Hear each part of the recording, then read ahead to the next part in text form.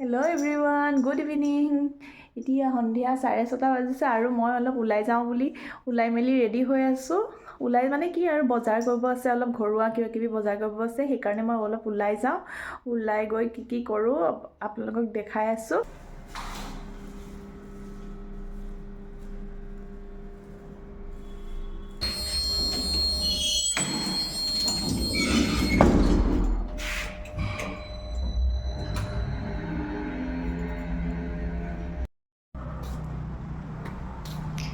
এতিয়া মই বাহিৰত পালোহি।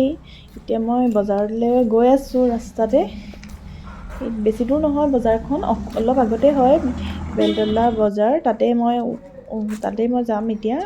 বিশেষ একো এটা ল'ব নাই, কাৰণ ঘৰুৱা বস্তুবোৰ কিবাকিবি অনলাইনতে অৰ্ডাৰ কৰা হ'ল। অকল মোৰ মাংস ল'ব আছে আৰু মাংসৰ লগত লোৱা কিবাকিবি আৰু অলপ বজাৰ কৰিব আছে, সিমানেই। বেছি বৰ বিশেষ এটা নাই, সেইকাৰণে মই অকলেই খোজকাঢ়িয়ে ওলাই আহিলোঁ। বেছি দূৰ নহয়, 5 মিনিটৰ ৰাস্তা ওলাই আহিছোঁ খোজকাঢ়ি।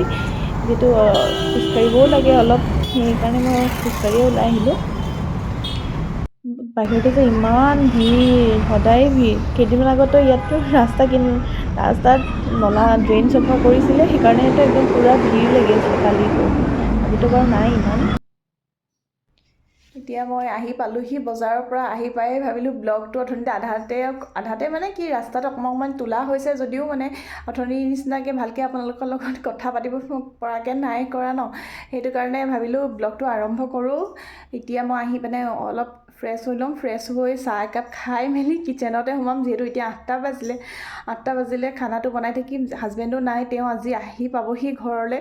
সেইকাৰণে ভাবিছোঁ তেওঁ অহাৰ আগতে খানা বনাই মেলি আজৰি হৈ থাকোঁ।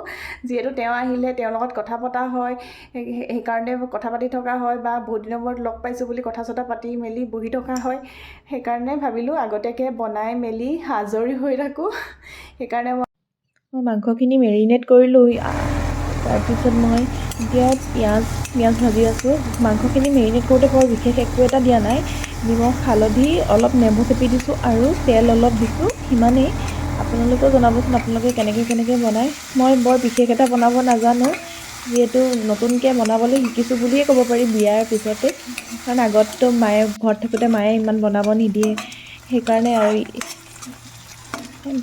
এতিয়া পিঁয়াজখিনি ভাজি আছোঁ, অলপ টাইম ভাজিম তাৰপিছত এতিয়া মাংসখিনি ঢালিয়ে দিলোঁ। মাংসখিনি ঢালি মেলি অলপ পিছতে আলু ঢালিম। মছলা বৰ বিশেষ এটা ব্যৱহাৰ নকৰোঁ মই, অকল জিৰা গুড়ি, ধনিয়া গুড়ি, অলপ ৰেড চিলি ব্যৱহাৰ কৰিম, সিমানেই। বৰ বিশেষ এটা মছলা খালেও বেয়া, সেইকাৰণে কম মছলাতে বনাম আৰু। মোৰ মাংস হ'বলৈ হ'ল আৰু বনাই আছোঁ। কেনেকুৱা হৈছে আপোনালোকে কালাৰটো ক'বচোন। ইয়াত অকণমান ৰেড চিলি সৰহকৈ পৰিলে আজি, সেইকাৰণে বৰ ৰঙা হৈ গ'ল।